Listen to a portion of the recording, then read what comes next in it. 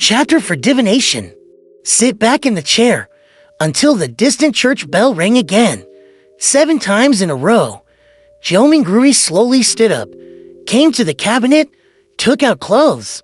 A black waistcoat, a suit of the same color, trousers slightly tight at the ankles, and a half-tall hat with a faint smell of books. Joe Mingrui looked at himself in the mirror, as if he was watching a British drama telling the story of the Victorian period. I'm not going for an interview. I'm just shopping for groceries and preparing materials for the transfer ceremony. Suddenly he muttered under his breath, shook his head, and laughed.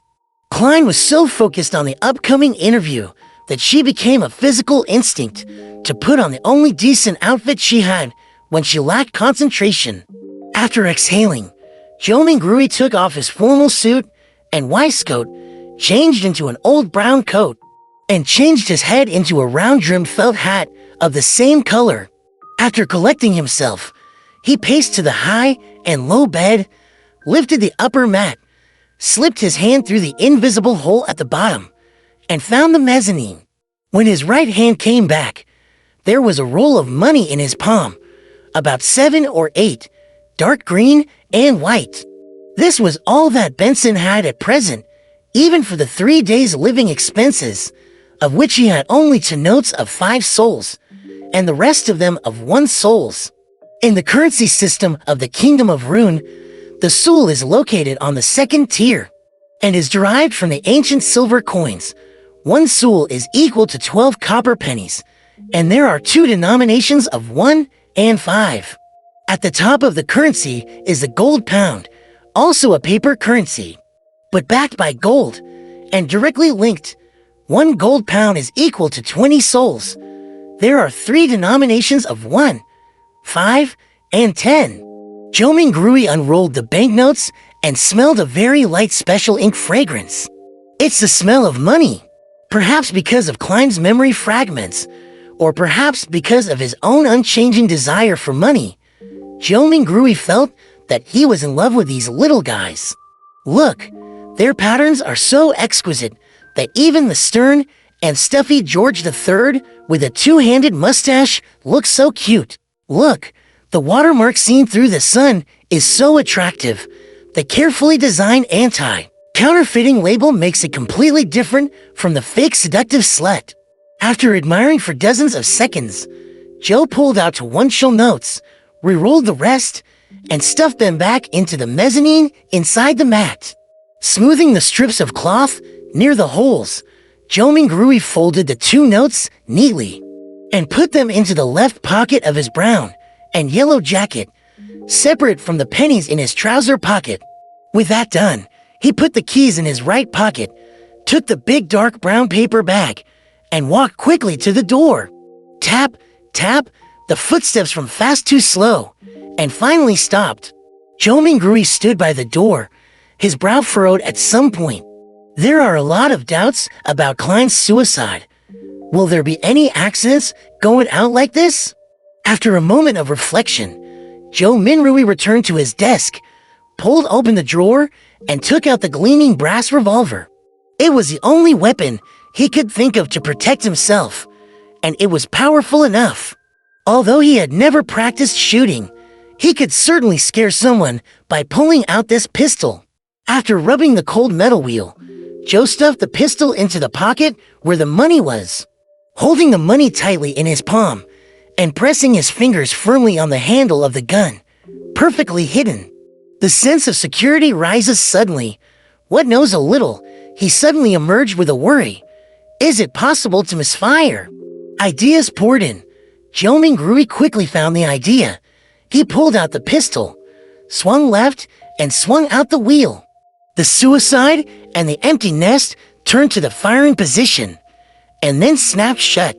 In this way, even if it goes off, it is only empty ammunition.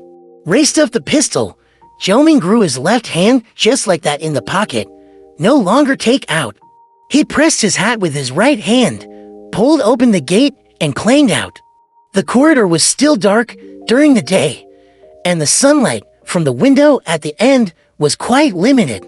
Joe Mingrui walked quickly down the stairs and left the apartment, only to feel the brightness and warmth.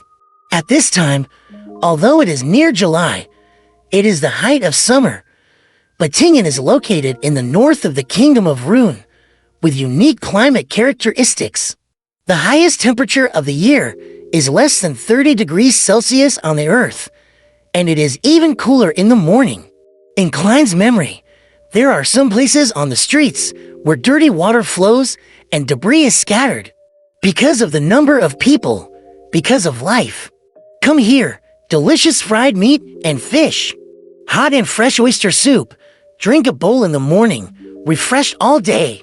Fresh fish from the harbor for 5 pence apiece. Muffins, eel soup, and ginger beer. Conch, conch, conch. Fresh vegetables from the farms outside the city. Cheap and fresh.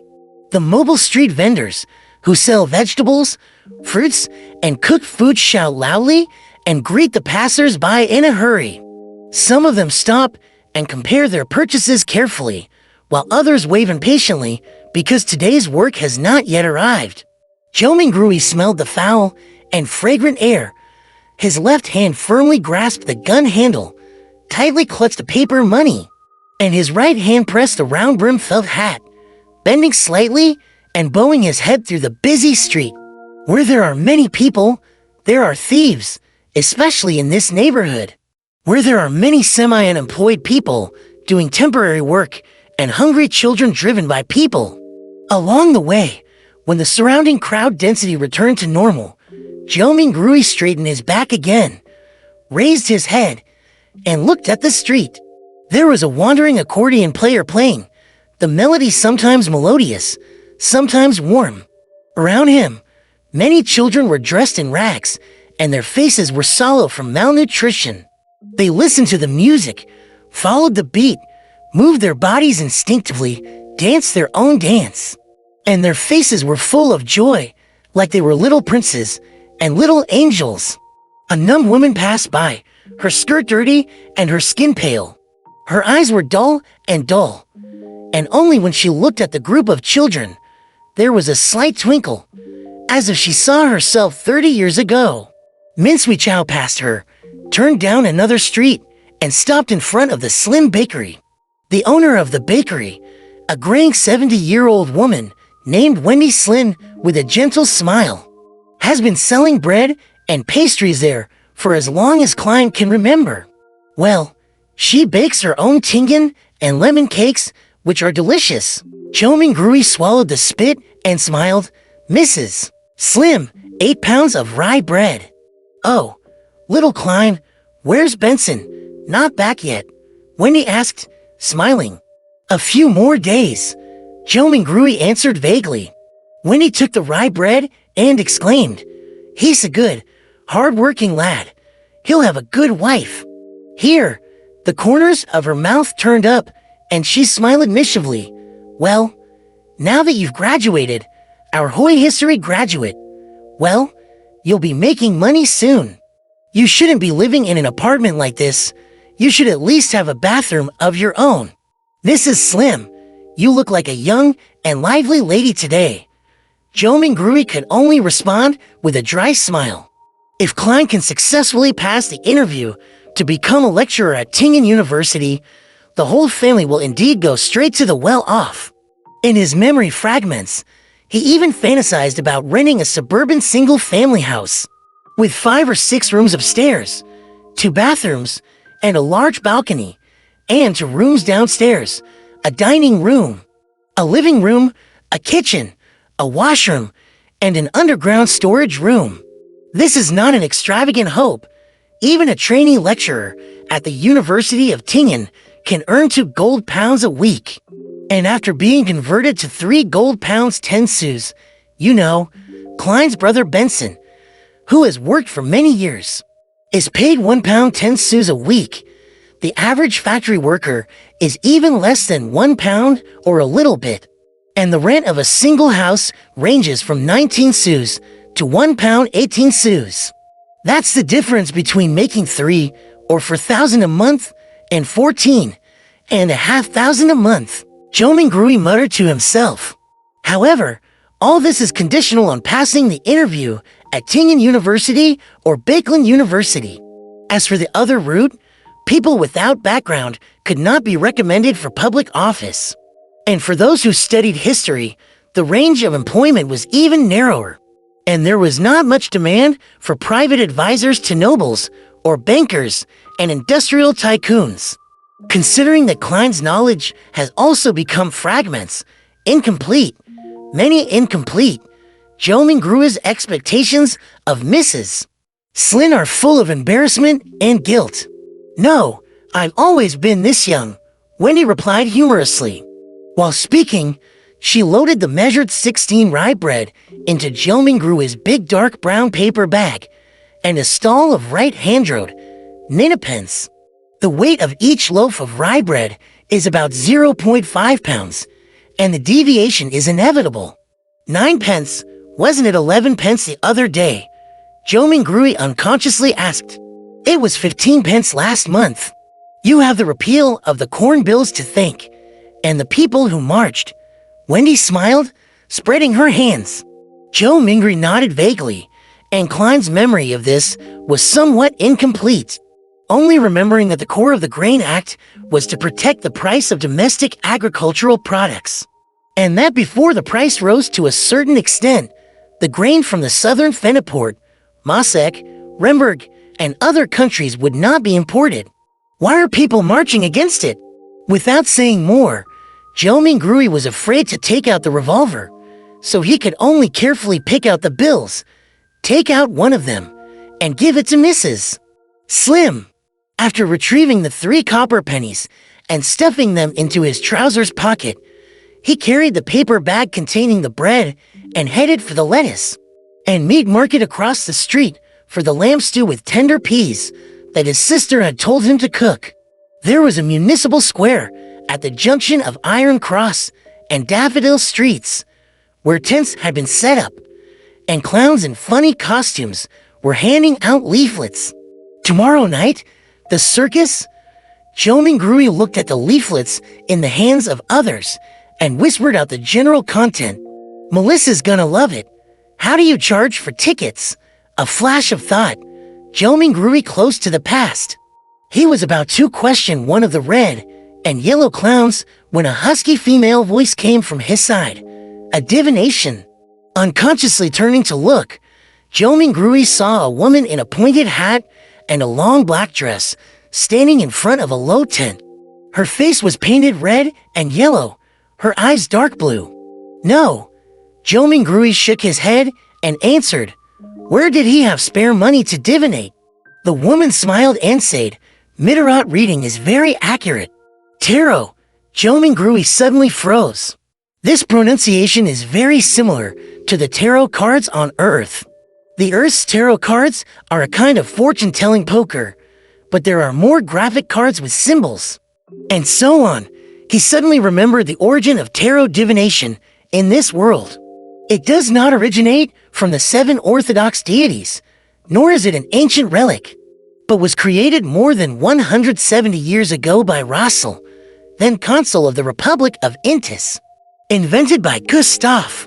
This Mr. Russell invented the steam engine, improved sailing ships, overthrew the kingdom of Intis, and was recognized by the Church of the Gods of Craftsmen as the first consul of the new republic. Later, he went south and north, put Remberg and other countries into protection. Let the Kingdom of Ruin, Fenaport, the Physic Empire, and other northern continental powers have been bowing, and then changed the republic again into an empire, calling itself Caesar. It was during Rosal's reign that the Church of the Gods of Artisans received its first public oracle since the 5th century, changing the title of the God of Artisans to the God of Steam and Machinery. Rosal also invented tarot divination and laid the foundation for the composition and play of the current cards, which have several types familiar to Zhou Mingrui, such as Upgrade, Fight Landlord, Texas, Quinte. In addition, he sent ships to find their way through storms and turbulence to the southern continent, ushering in the colonial era. Unfortunately, in his old age, he was betrayed and assassinated in the 5th century 1198 by the Church of the Eternal Sun, the House of Sauron, and other nobles, and fell to the White Maple Palace. It's remembering these common sense. Jominggrui suddenly had a toothache. This isn't the Elder Traveler, is it? Thinking of this, Jominggrui decided to take a look at what the tarot cards here really looked like. So he nodded to the woman, wearing a pointed hat and a face painted with oil. If it's not, reasonably priced, I'll give it a try. The woman suddenly lied.